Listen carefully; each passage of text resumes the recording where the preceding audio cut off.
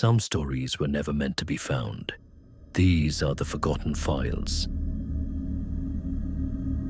In 1590, a supply ship arrived at a small English colony on the coast of North America.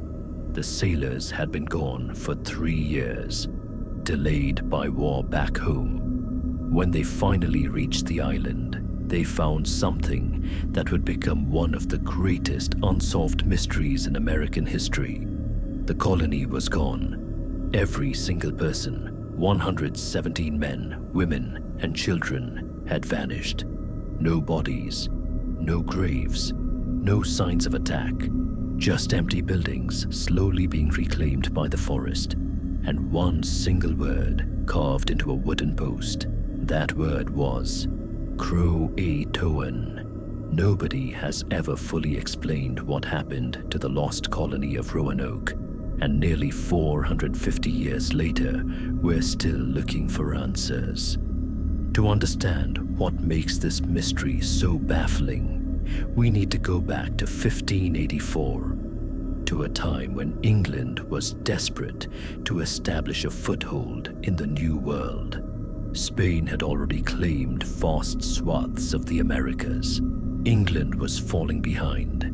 Queen Elizabeth I granted explorer Sir Walter Raleigh permission to establish a colony on the eastern coast of what is now North Carolina, a region the English called Virginia, in honor of their Virgin Queen. The first expedition arrived in 1585. Around 100 men landed on Roanoke Island, a narrow strip of land tucked between the mainland and the Outer Banks. They built a small fort. They traded with local Native American tribes, some of whom were friendly, some of whom were not. But by 1586, food was running short, and relations with the tribes had deteriorated badly.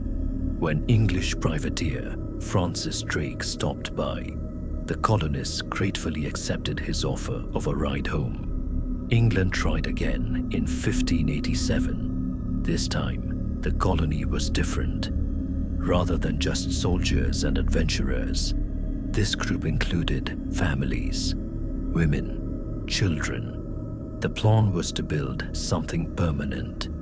The group was led by a man named John White, an artist and governor appointed to lead the settlement. He brought with him around 115 colonists. Among them was his own daughter, Eleanor, and her husband, Ananias Dare.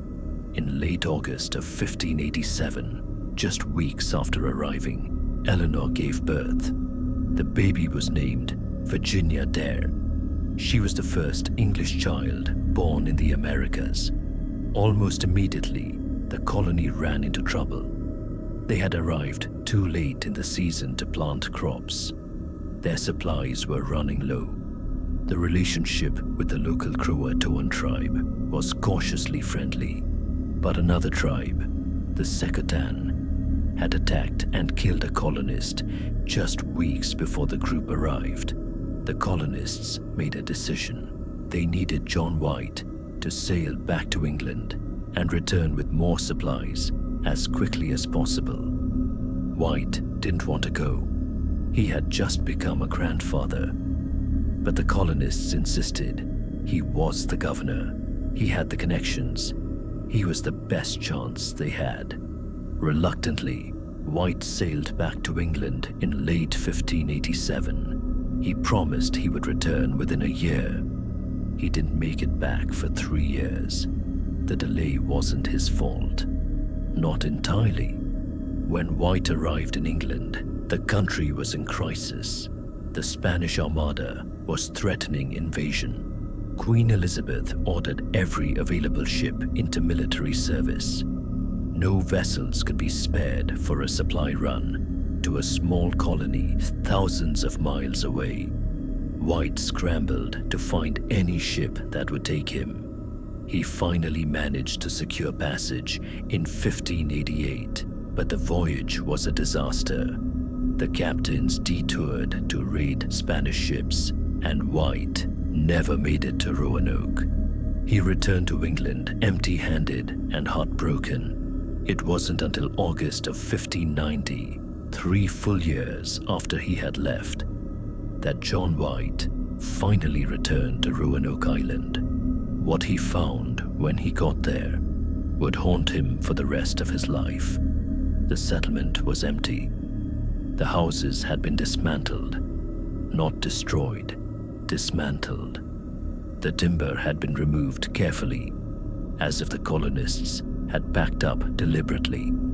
The area was overgrown with grass and vines, suggesting nobody had lived there for quite some time.